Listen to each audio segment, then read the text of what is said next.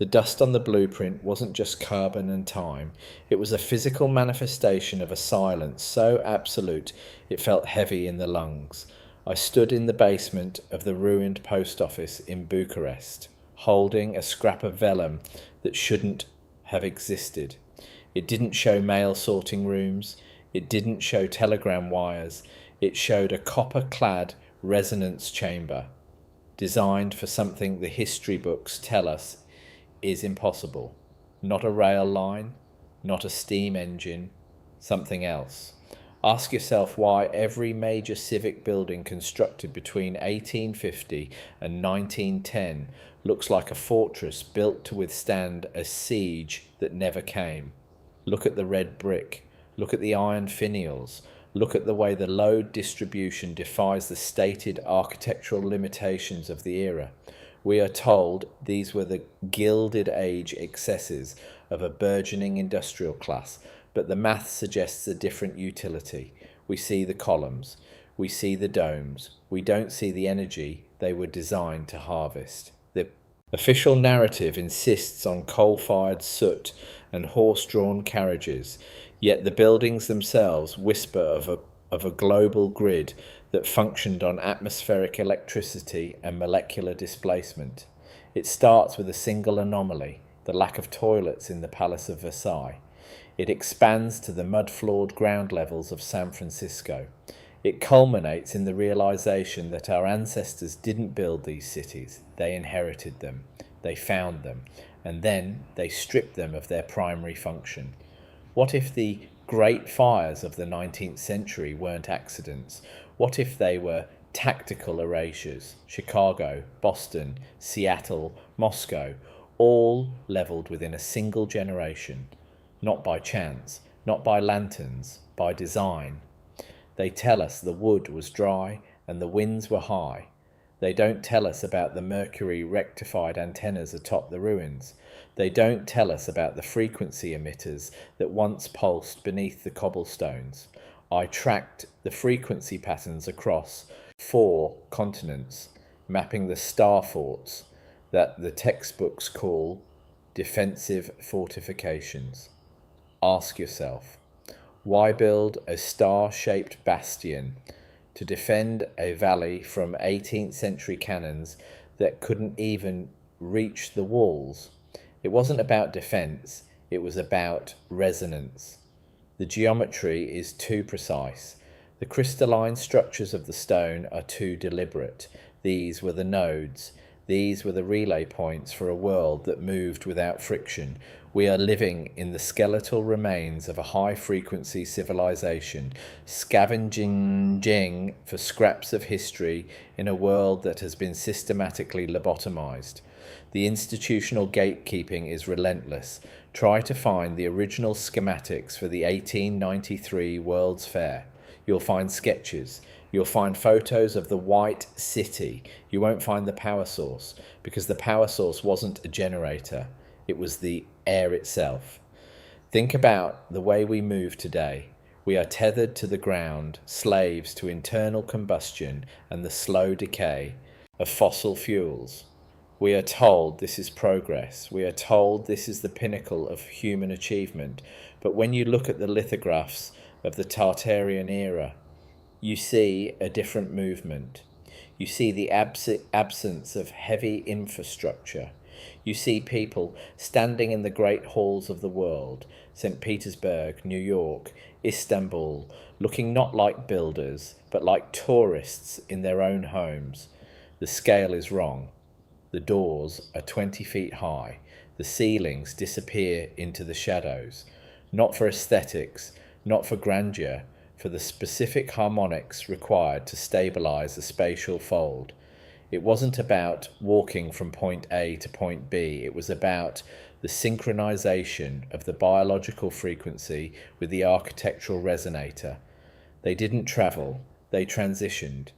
This is the forbidden knowledge that sits in the vaults of the Smithsonian and the Vatican. This is the truth that was burned during the Library of Alexandria's countless iterations. We are taught to fear the occult, word that simply means hidden. and what is hidden is the mechanism of the transition. The Tartarian machines weren't gears and pulleys, they were vibration and light. They were the physical realization of a world where distance was an illusion of the uninitiated. I spent 6 months in the subterranean archives of a decommissioned rail yard in Pennsylvania. Among the mouldering ledgers, I found a series of transit logs dated 1872. They didn't record arrivals and departures. They recorded stabilization events. They recorded the weight of passengers before and after the pulse. Not a train, not a carriage, a displacement. Look at the old photographs of the mid-1800s. Look at the streets. They are empty. Why are the cities built for millions populated by thousands? Where did the people go? Where did they come from? The official answer is long exposure times, claiming the moving people blurred into invisibility. Ask yourself, if the exposure was so long, why are the leaves on the trees perfectly sharp? Why is the shadow of the lamppost crisp? The people weren't blurred, they weren't there, or rather, they hadn't arrived yet. The Great Reset wasn't just a change in leadership, it was a mass migration across the spatial fabric. The tech was dismantled.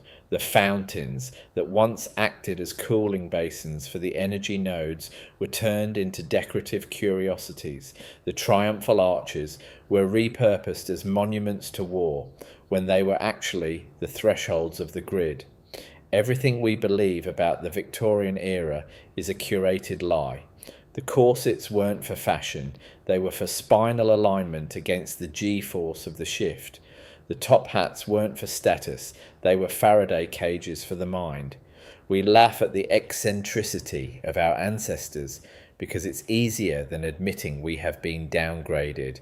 We are the survivors of a technological collapse so profound that we have forgotten the collapse even happened. We look at the antiquitech on the roofs of old cathedrals and call it religious symbolism. Not symbols, sensors, not icons, iterators.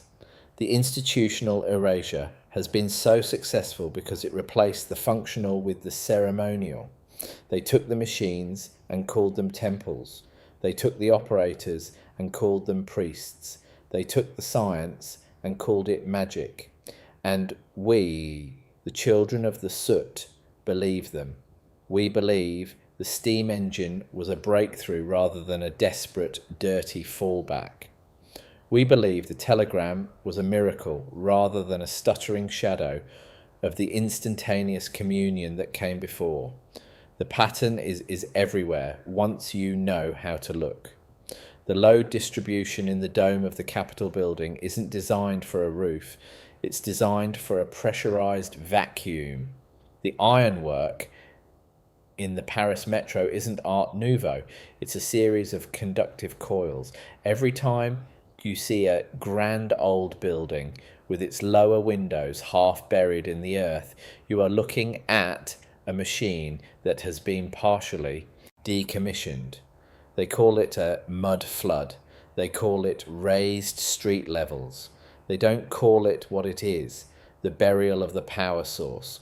If you wanted to enslave a population, you wouldn't just take their weapons. You would take their mobility. You would make them believe that the horizon is a limit rather than a choice.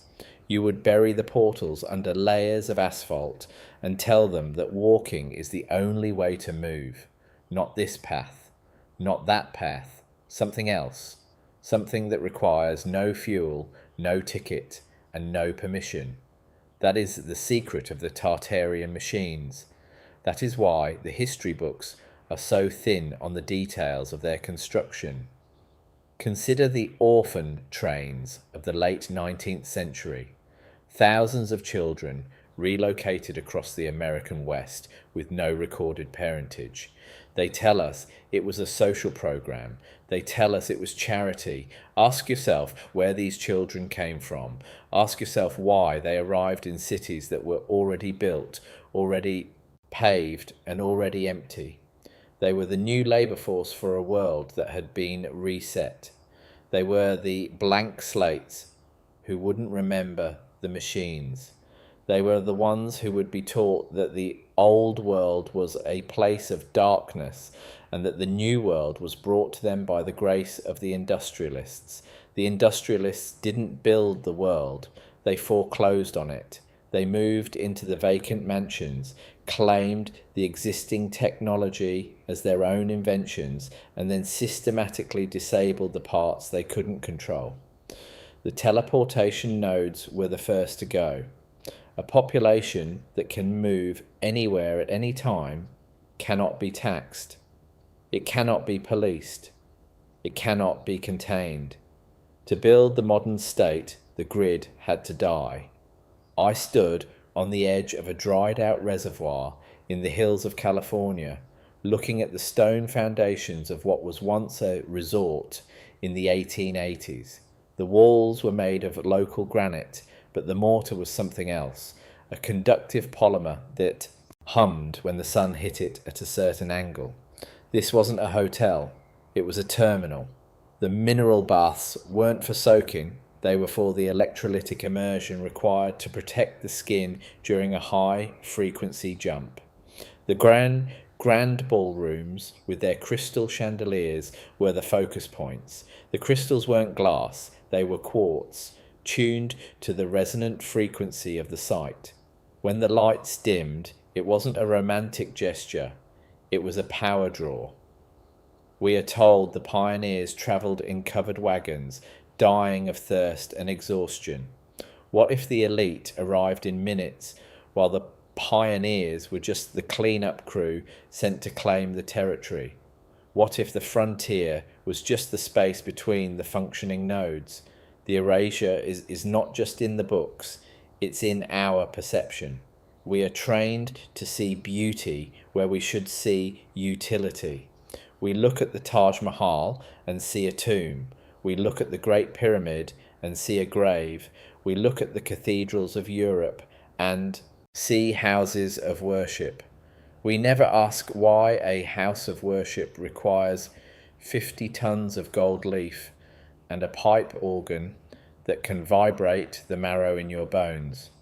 The organ isn't for music, it's a vibration generator. The gold isn't for decoration, it's for conductivity.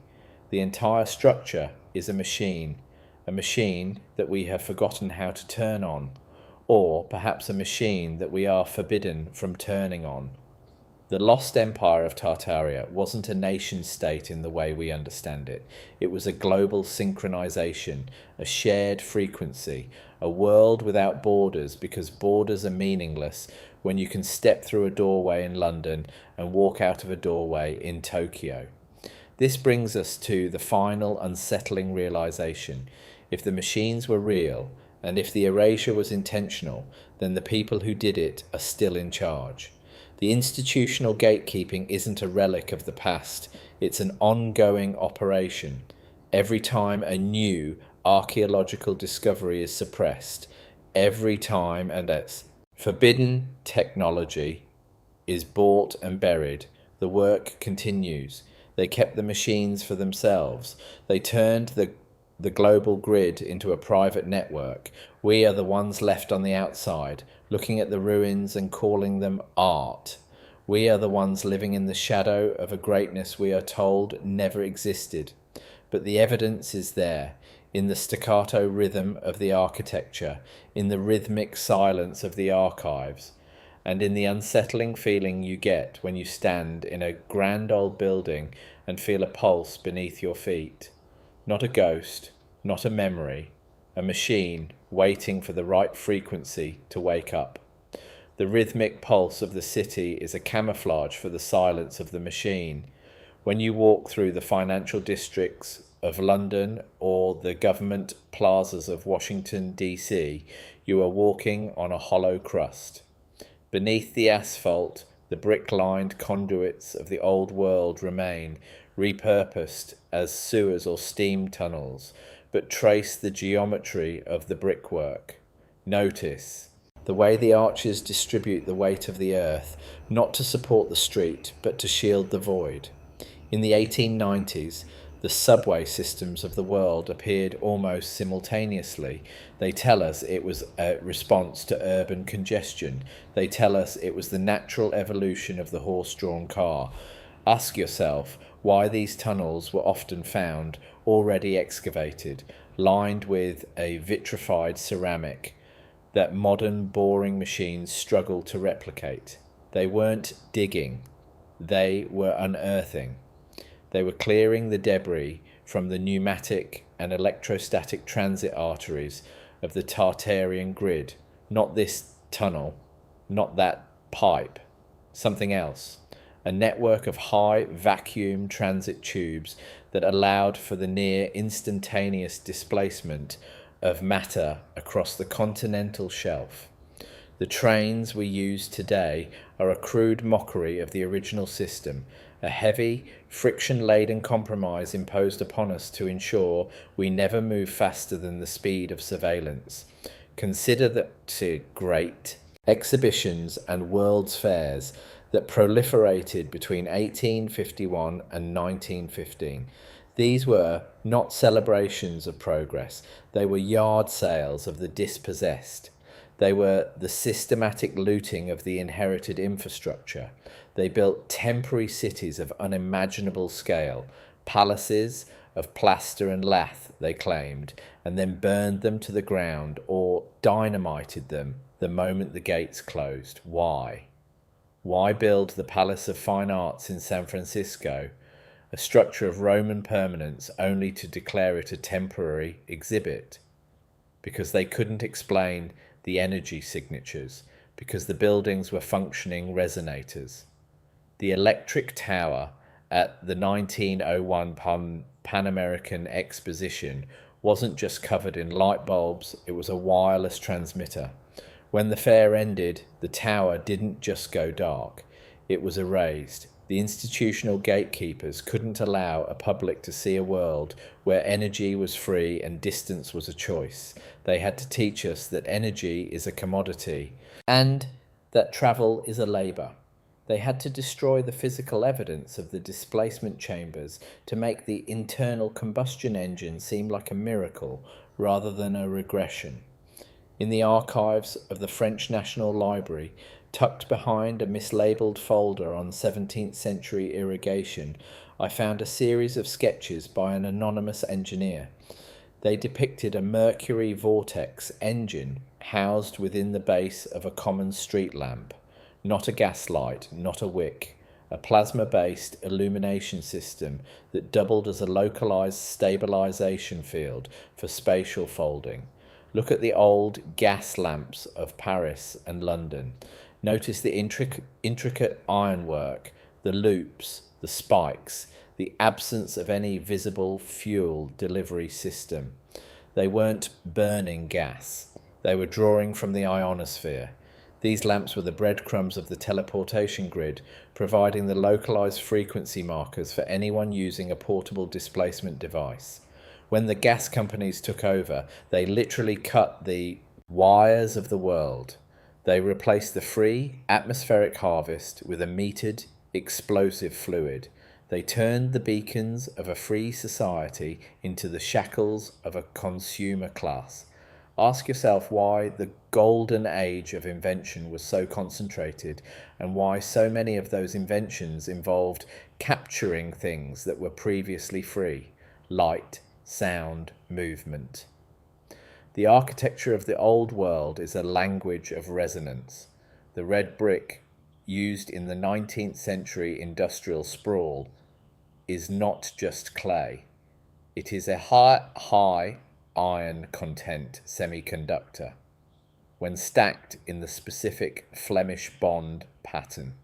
These walls act as a massive capacitor, storing the ambient charge of the Earth's magnetic field. The chimneys of the era, which we are told were for coal smoke, often show no evidence of soot in their original flue tiles. They weren't venting smoke. They were venting thermal excess from the basement level displacement units.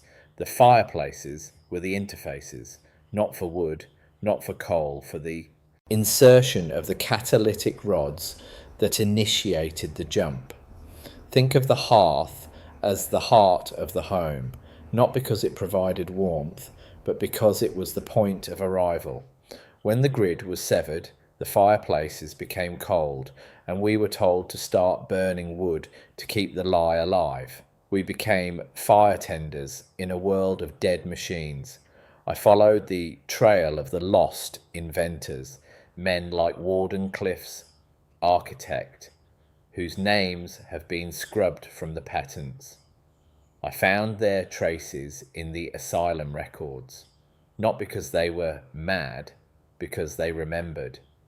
They remembered the great transition of 1848. They remembered the day the frequency changed and the doors stopped working. The institutional erasure was so thorough that it wasn't just the history that was rewritten, but the laws of physics themselves.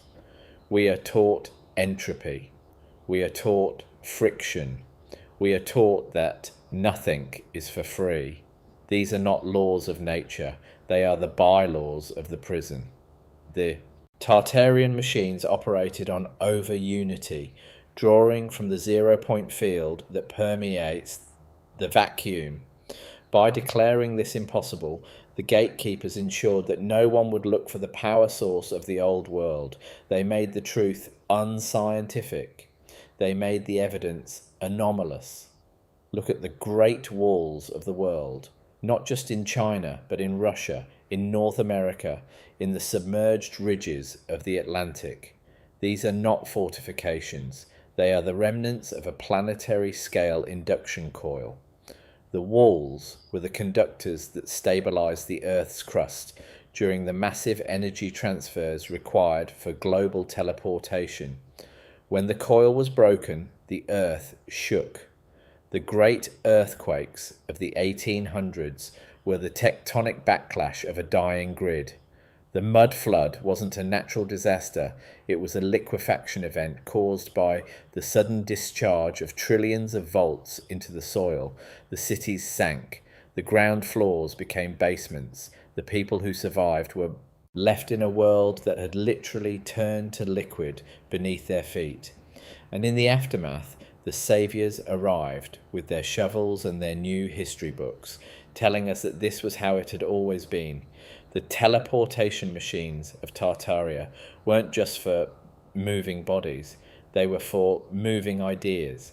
The universal language that legends speak of wasn't a spoken tongue, it was the direct, neural resonant communion made possible by the grid. When the machines were dismantled, the confusion of tongues followed. We were separated by language, by distance, and by the heavy, slow movement of the flesh. We were grounded in every sense of the word. Ask yourself what it would mean for the current power structures if you could be anywhere in an instant. No borders, no passports, no oil. The entire global economy would vanish in a heartbeat. That is why the secret is kept. That is why the Tartarian map is hidden. That is why the machines were pulverized and turned into the gravel for our roads. In a forgotten wing of a museum in Istanbul, I saw a clock that didn't tell time. It had 3 dials, none of which corresponded to hours or minutes. It measured latitude, longitude, and vibration. It was a navigation console for a portable displacement unit. The curator told me it was an astrological curiosity. I saw the wear on the brass. I saw the scorch marks on the internal quartz. It had been used. It had been held by hands that knew the thrill of a world without distance. It was a piece of a puzzle that spans the entire globe, a fragment of a reality that was stolen from us.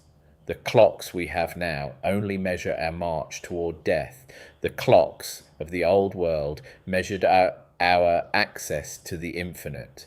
The pattern concludes with the realization that the grid is still there. It is dormant, not dead. The stone, the brick, the iron, they are still tuned to the frequency of the stars. The institutional gatekeepers know this. They spend billions restoring old monuments, not to preserve history, but to ensure that Antiquitech remains offline. They put lightning rods on the domes to bleed off the atmospheric charge. They ground the ironwork. They fill the conduits with concrete. They are terrified of a single resonant note that might wake the world up. They are terrified of the day we stop asking how and start asking why. Not this world, not that world, something else. A world that is waiting just behind the vibration of the air. As the sun sets over the neoclassical skyline of a modern city, look at the shadows. The shadows are the only things that haven't changed.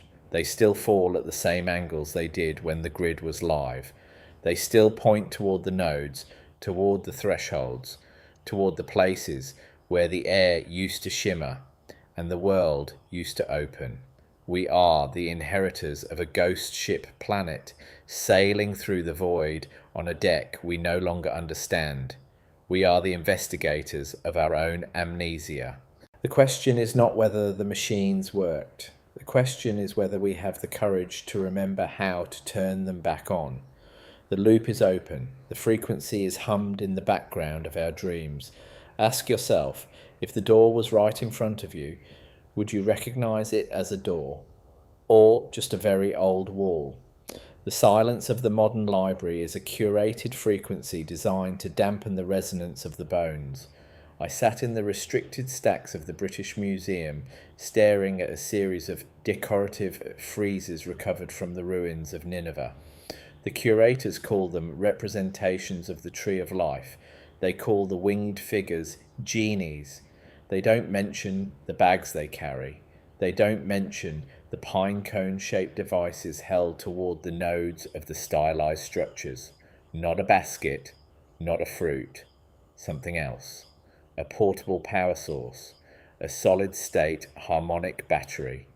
The same bags appear in the stone carvings of the Olmecs, the Sumerians, and the Maori. A global uniformity of iconography that the isolationist historians refuse to acknowledge. Ask yourself, how does a specific piece of technology appear simultaneously in cultures separated by oceans and millennia? It wasn't trade, it wasn't migration, it was the grid. The winged figures weren't gods, they were the technicians of the transition. They were the travellers who stepped through the stone gates that we now treat as mere architectural ornaments. The pine cone is the pineal gland, the biological antenna that syncs with the machine. We are told these are myths. We are told these are metaphors for spiritual enlightenment. The institutional erasure has turned a user manual for the universe into a collection of fairy tales for the primitive. I trace the load distribution of the triumphal arches from Rome to Paris to New Delhi. If these were merely monuments to military victory, why are they located at the precise intersection of telluric currents? Why do they contain hollow chambers within the masonry that serve no structural purpose? They are tuning forks made of stone. The Arc de Triomphe in Paris is positioned at the centre of a 12-pointed star, not for aesthetics, for the 12-phase distribution of the atmospheric charge. When the city was renovated by Haussmann in the 1850s, he didn't just create wide boulevards for cavalry, he cleared the line of sight for the microwave-length energy beams that connected the arches. He wasn't an urban planner, he was a systems engineer for a dying empire. He was tasked with re-skinning the machine, covering the copper conduits with limestone facades, and turning the transit nodes into traffic circles. The people who once moved through the arch and vanished into the ether were replaced by pedestrians who walked beneath it, oblivious to the dormant potential of the stones above their heads. Consider the great lighthouse of Alexandria. We are told it used a mirror and a fire to guide ships. A fire in a world where the sea is vast and the night is thick, a fire is a flicker, but a mercury arc lamp atop a 300-foot resonator. That is a beacon that can be felt in the inner ear from 50 miles away. It wasn't just a light, it was a homing signal for the ships that didn't sail on water. The harbours of the ancient world were the landing pads for a craft that operated on the same principle as the teleportation chambers. This is why the ruins of ancient ports are often found miles from the current coastline, or submerged in ways that defy rising sea levels. The earth shifted when the grid failed. The liquefaction of the mud flood rearranged the geography, and the historians were forced to invent thousands of years of silting and erosion to explain why the machines are now in the middle of the desert or at the bottom of the lake. They didn't move the ports, they moved the world. The Industrial Revolution was a salvage operation. We are taught that James Watt watched a tea kettle and changed the world. Not this story. Not that story. Something else. The steam engine was a crude adaptation of the pressure valves found in the ruins of the old pumping stations. The inventors of the 19th century were merely the first people to find the instruction manuals and misunderstand them. They took high-frequency resonance technology and forced it to run on the heat of burning rocks. It's like finding a supercomputer and using the heat from its processor to toast bread. We are living in the toast era of human civilization. We take the infinite potential of the ether and degrade it into horsepower. We are told this is a triumph of human ingenuity.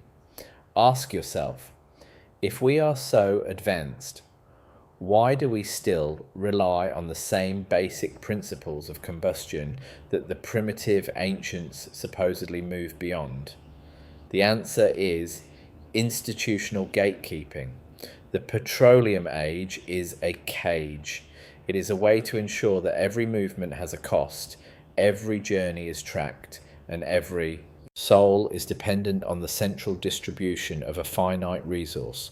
I spent a month in the salt mines of Salzburg looking for the deep Tartaria layers.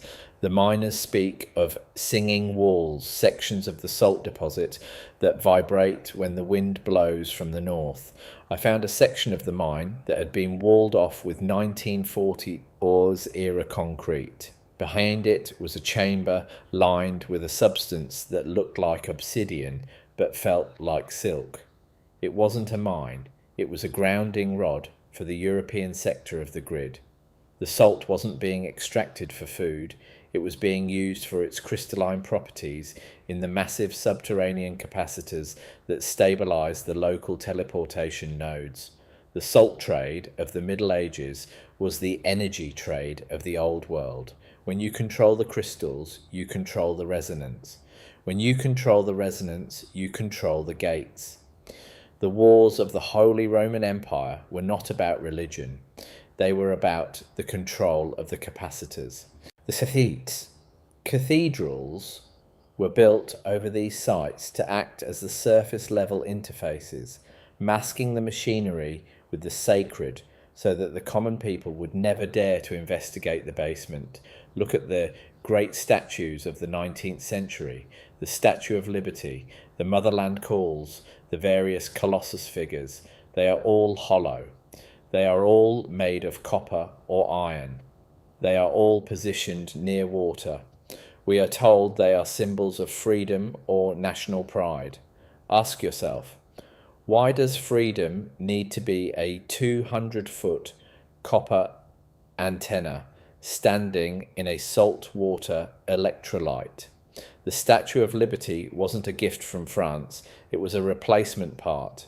It was a localized atmospheric harvester designed to power the remaining grid nodes in New York after the Great Fire had depleted the city's internal capacity. The torch wasn't a flame, it was a plasma discharge point. The crown wasn't a diadem, it was a series of 7 directional emitters. When you see a monument, stop.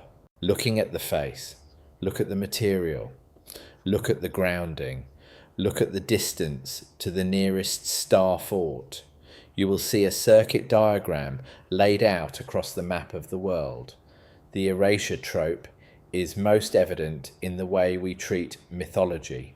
We are taught that the gods had chariots of fire and could move between worlds because the ancients were imaginative, not imagination, observation. They were describing the function of the displacement chambers. The Bifrost Bridge wasn't a rainbow, it was a light stream transition. The Vimanas of the Vedic texts weren't flying carpets, they were mercury vortex craft.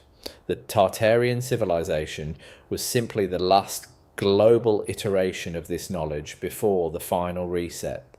They were the ones who managed to keep the machines running the longest. They were the ones who refused to bow to the new world order of the industrialists.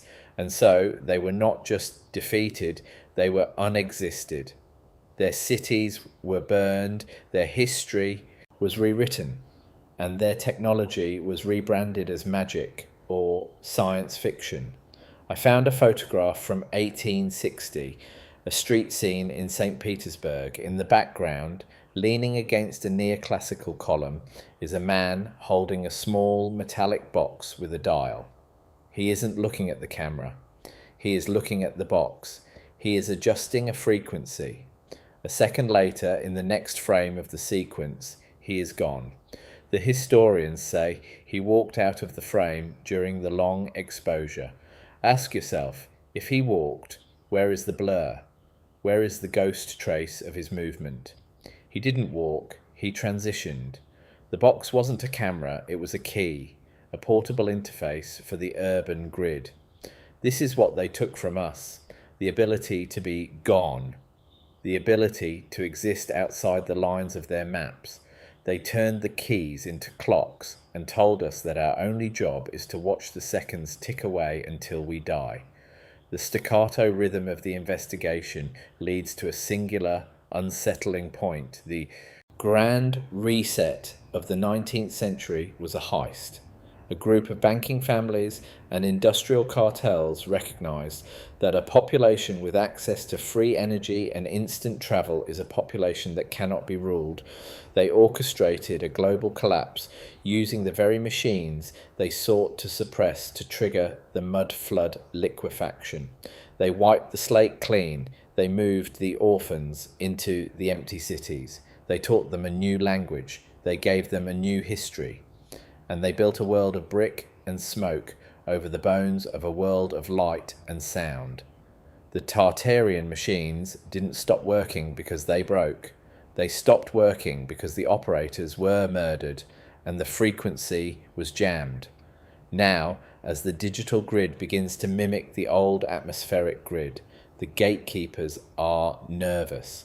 They are rushing to implement smart cities and carbon tracking because they know that the resonance is returning. The Earth is a living battery and it is recharging.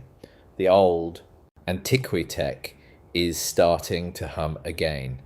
In the basements of the museums, in the sewers of the old capitals, the machines are feeling the pulse of the changing sun. Not this era, not that era. Something else. A return to the transition. The investigation isn't about finding the past. It's about preparing for the reactivation. When the doors open again, will you know how to step through? Or will you stay in the smoke, clinging to your internal combustion soul? The pattern is completing itself. The loop is closing. The history books are burning and the truth is written in the stone.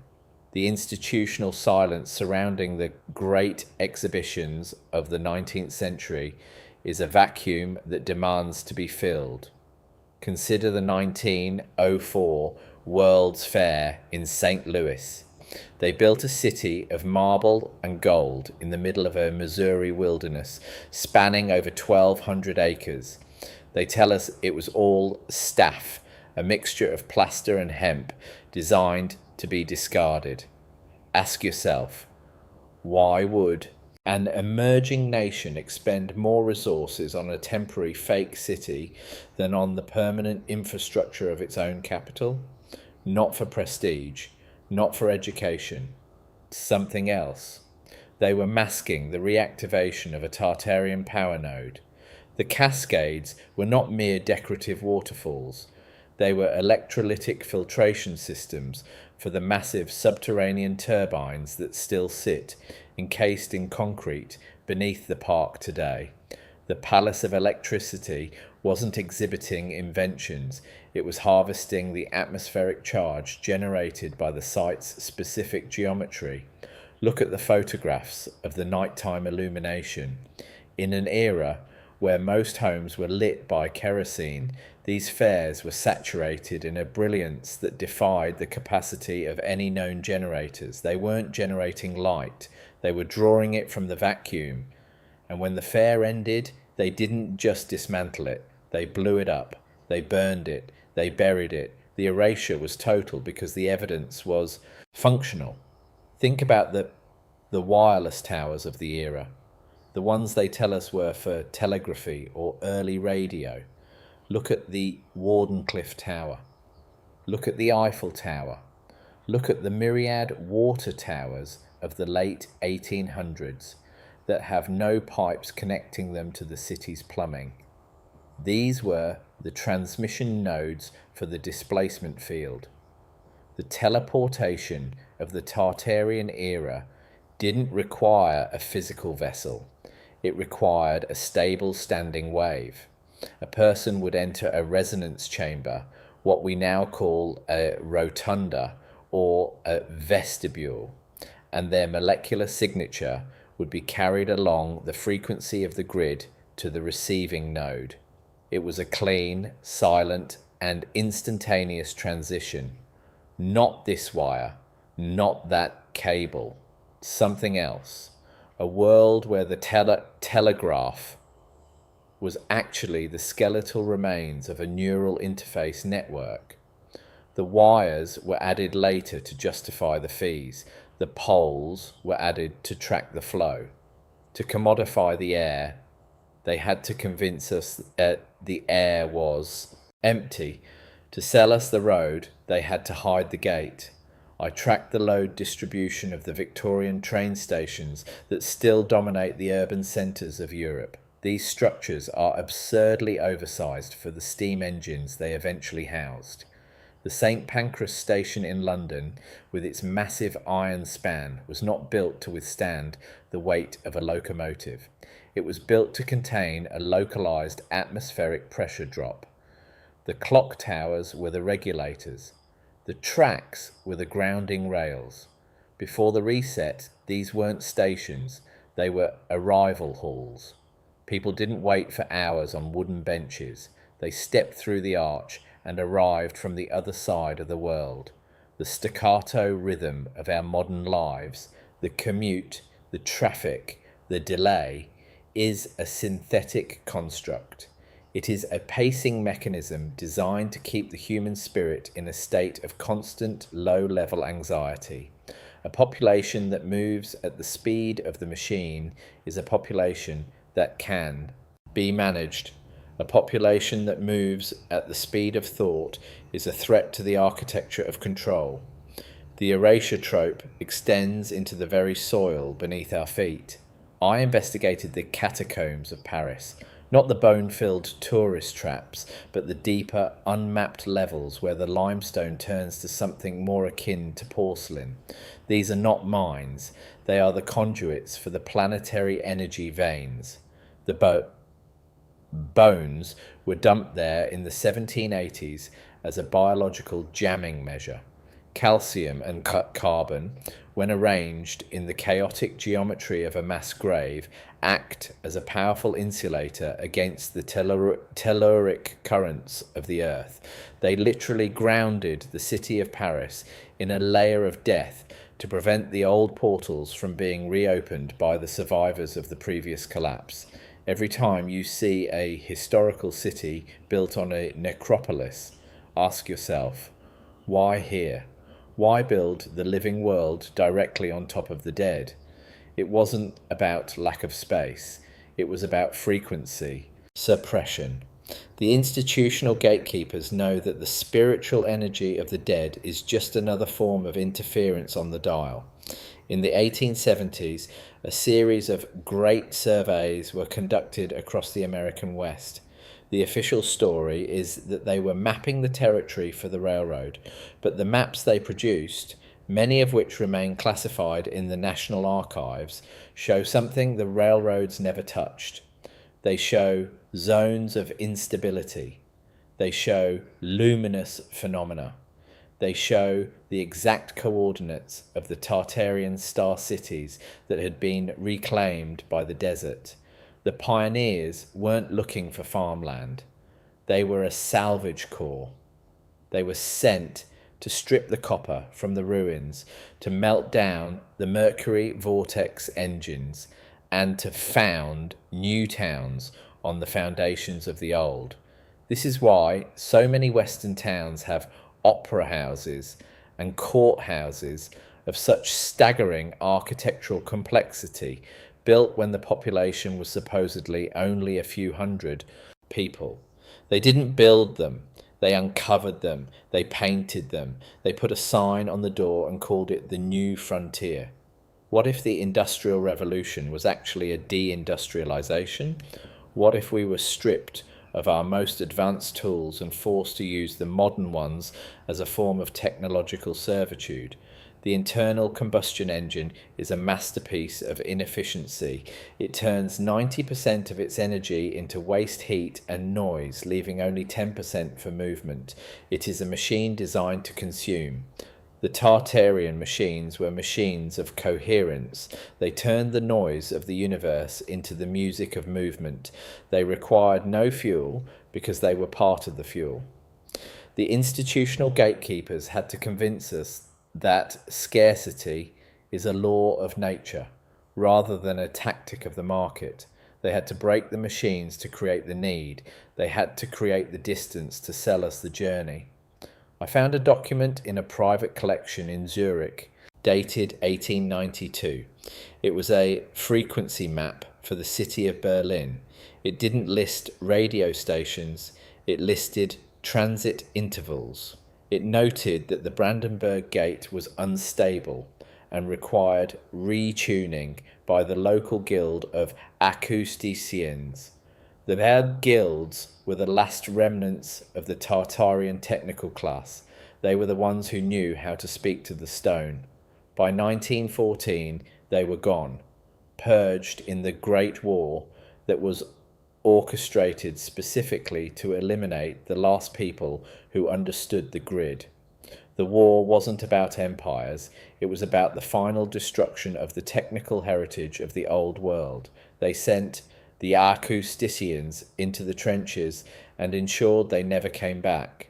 They replaced the guilds with universities, where the physics of the ether was replaced with the physics of the particle. They narrowed our vision until we could only see what was right in front of us. The teleportation process was described in the suppressed journals of a 19th century physician as a momentary thinning of the veil. He noted that the subjects felt a sense of cosmic belonging before they vanished. This is the unsettling part of the knowledge. The machines didn't just move the body, they expanded the consciousness. To use the grid, one had to be in a state of internal resonance with the earth. This made the population not just mobile, but spiritually unassailable. The reset wasn't just a change in technology, it was a psychological lobotomy. They replaced resonance with patriotism. They replaced communion with consumption. They made us small so that we would fit into their trains and their cars and their cubicles. Look at the way the world is being rebuilt today.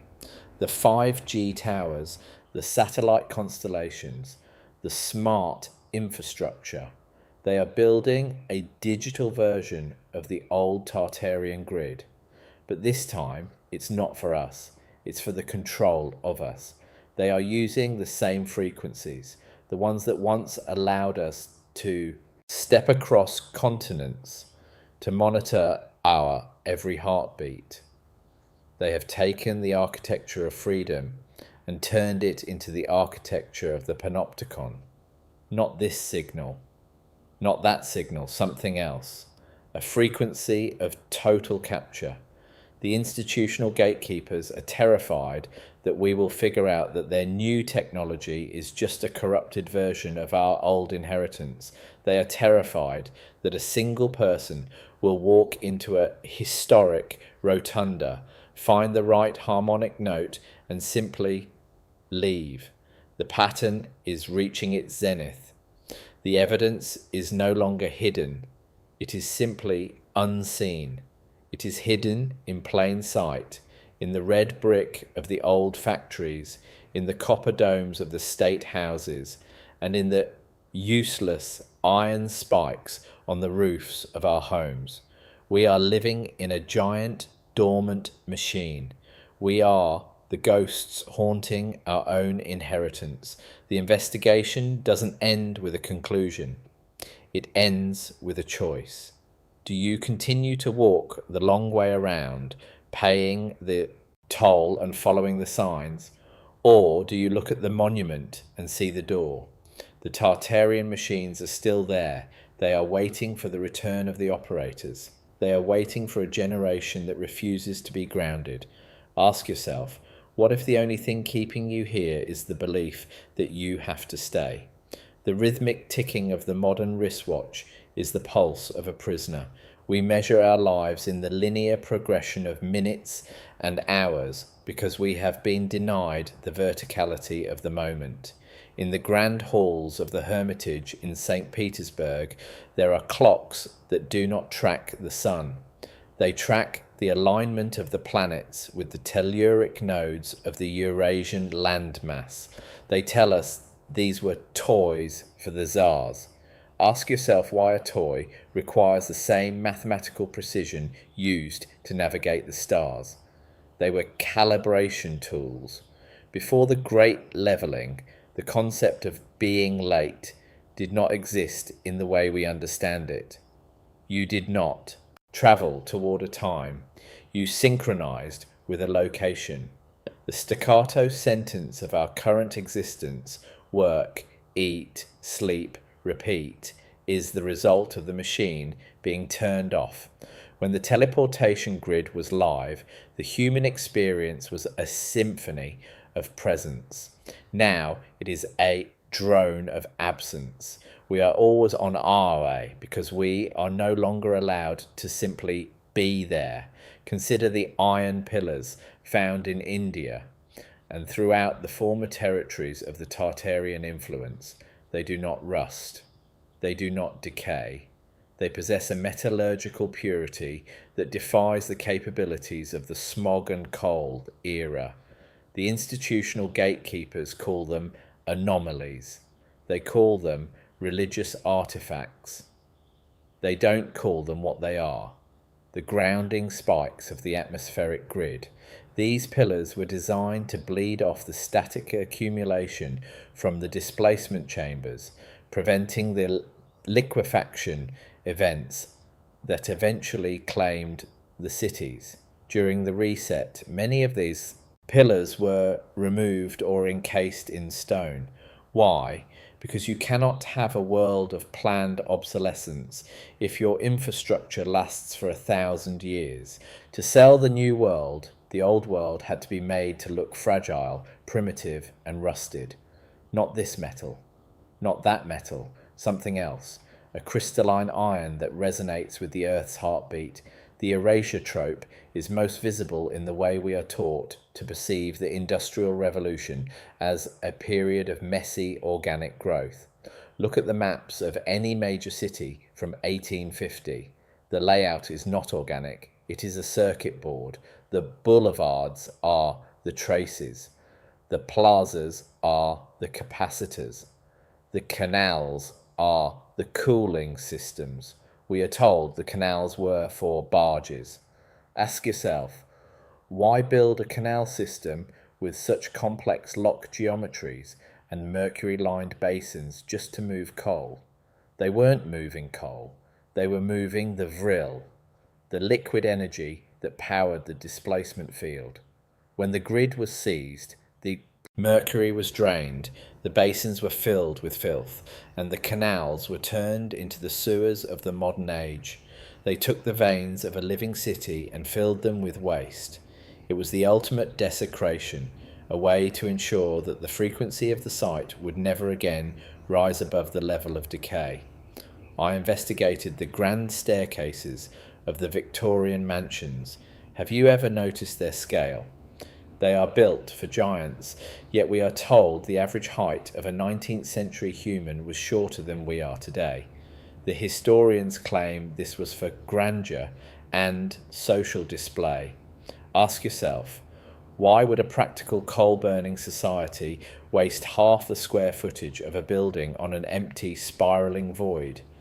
Because the staircase was not for walking, it was a vortex generator. The specific curvature of the wood and the placement of the iron balusters created a localized torque in the atmospheric pressure. At the top of these stairs, there was often a skylight, not for light, but for the reception of the atmospheric beam. The transition didn't happen in a basement, it happened in the center of the home. The family was not a social unit, it was a resonant cluster. When the machines were taken, the mansions became drafty, useless shells, and we were forced into the apartment, a box designed to isolate the individual from the grid. What if the Great Depression was not an economic event, but an energy failure? What if the stock market crash was the cover story for the final depletion of the Tartarian batteries? I found records in the basement of a bank in Chicago that spoke of the Great Dimming. It described a period where the lights of the city began to flicker and turn orange no matter how much coal was burned. The atmospheric charge was dying. The elite had used up the residual energy stored in the stones, and they had no way to recharge the grid without the Tartarian acousticians they had executed a generation prior. This is why the 1930s saw a desperate rush toward hydroelectric power. The Hoover Dam was not a triumph of engineering, it was a desperate attempt to jumpstart a dead planet using the brute force of falling water. They replaced the elegant, silent harvest of the air with the violent, noisy grinding of the river. The institutional gatekeepers spend billions on space exploration. They tell us we are trying to reach the stars. Ask yourself, why would we need a tin can on top of a controlled explosion to leave the planet if our ancestors could step through a doorway and be on the moon? The space program is a diversion. It is a way to make the heavens seem distant and inaccessible. It reinforces the lie of distance. If the public knew that the planets were merely other nodes on the global grid, reachable through the very star forts we use for picnics, the entire structure of modern science would collapse. We are being kept in a closed loop on the surface of the Earth, told that the sky is a vacuum when it is actually a conductor. The satellites we see in the night sky aren't in orbit. They are hovering in the high-altitude layers of the Tartarian etheric sea, acting as the new digital gamezes of the natural frequency. I stood in the center of a roundhouse in a derelict rail yard in Ohio. The official history says these were for turning locomotives, but look at the walls. Look at the copper shielding behind the brick. Look at the way the tracks converge at a point that is physically impossible for a train to navigate. This was a rotary transition chamber. This was where the heavy freight was displaced. Not this crate, not that box, something else. A world of instant logistics. They tell us that railroad barons were the kings of the era. They weren't. They were the scavengers who found the roundhouses and didn't know how to turn the dials, so they laid heavy iron tracks and used the buildings to turn their primitive steam whistles. We are living in a world built on the misuse of genius. We are the toddlers playing with the dials of a nuclear reactor, satisfied because we managed to make it click. The teleportation machines of Tartaria were not just physical objects, they were an expression of a harmonic law. As above, so below. The architecture of the city mirrored the architecture of the soul. When you moved through the grid, you weren't just moving through space, you were moving through a state of being. This is why the modern world feels so hollow. We have been disconnected from the source. We move through the world, but we never arrive. We travel thousands of miles, but we never change. The institutional erasure has succeeded in making us tourists in our own lives. We take photos of the monuments because we can no longer feel the pulse of the stone. We buy souvenirs because we have lost the inheritance. The pattern is undeniable. Every revolution, every war, and every discovery of the last 200 years has been a step toward the total enclosure of the human spirit. They have taken the gates and turned them into borders. They have taken the resonance and turned it into noise. They have taken the instant and turned it into the weight. But the machines are not gone. They are merely occluded. They are waiting in the basements of our collective memory. They are waiting for the moment when the staccato of our lives breaks down and we begin to hear the sustained note of the earth again. As you look out over the city tonight, don't look at the lights. Look at the spaces between the lights. Look at the dark buildings that seem too large for their purpose. Look at the plazas that have no purpose at all. Ask yourself, what are they waiting for? What am I waiting for? The grid is dormant, but the acoustics are returning. The frequency is rising. The teleportation of Tartaria was not a myth of the past. It is the inevitability of the future. The loop is closing. The door is already there. You just have to remember how to turn the handle. The rhythmic hum of the high-tension wire is the dying breath of a giant. We are told that the hum is the sound of electricity, a natural byproduct of the flow. Ask yourself, why does a machine need to scream to function? The Tartarian grid was silent. It was silent because it was coherent. It was silent because it was in phase with the biological rhythm of the human heart. I spent 3 weeks in the outskirts of Delhi, documenting the Baolis, the magnificent stepwells that descend deep into the water table. The official narrative says they were for water storage and social gathering. Not this use, not that use, something else. Look at the geometry. Look at the cooling effect of the subterranean stone.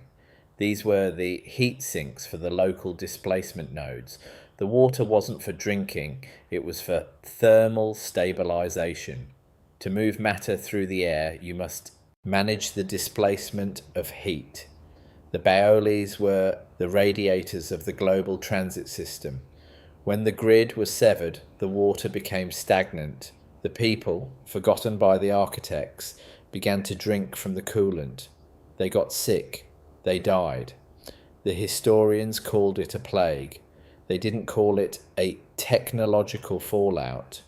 Consider the Great Wall of China. We are told it was a defensive fortification against nomadic tribes. Ask yourself, how do you defend a 2,000-mile border with a stone wall that is, in many places, only 20 feet high? It wasn't a wall, it was a waveguide. It was a continuous, crystalline structure designed to channel the magnetic flow of the northern hemisphere. It was the backbone of the Tartarian long-distance transit system. The watchtowers weren't for soldiers, they were for signal boosters. They were the relay points that kept the spatial fold stable over the vast distances of the Eurasian steppe. When the Qing took over, they didn't build the wall. They inherited it. They didn't understand the waveguide, so they put men with bows on top of it and called it a defense. We have been doing the same ever since. We take the high tech and we make it low-brow. We take the infinite and we make it parochial. The erasure trope is most effective when it uses the aesthetic to hide the utilitarian. Look at the Gothic cathedrals of Northern Europe. The flying buttresses are not there to hold up the walls. A stone wall of that thickness does not need external support. The buttresses are aerials. They are the external conductors that draw the atmospheric charge into the rose window, which is not a window but a plasma focal point. The stained glass was made with metallic salts, gold, silver, copper, to act as a frequency filter. When the light hit the window, it wasn't just creating a pretty picture on the floor, it was ionizing the air in the nave. This is why people feel something when they enter a cathedral. It's not Holy Spirit, it's static charge. The altar was the control console. The priest was the technician. The liturgy was the startup sequence. To erase the tech, they simply changed the names of the parts. They turned the operator into a cleric and told us that the magic only happens after we die. The Age of Discovery merely mapped Tartarian ruins. Gatekeepers erased ether physics, replacing free energy and teleportation with taxable scarcity. Star forts were transit nodes, not fortifications. We live in a dormant global machine, suppressed by manufactured amnesia. The grid awaits activation. The door is open if you remember.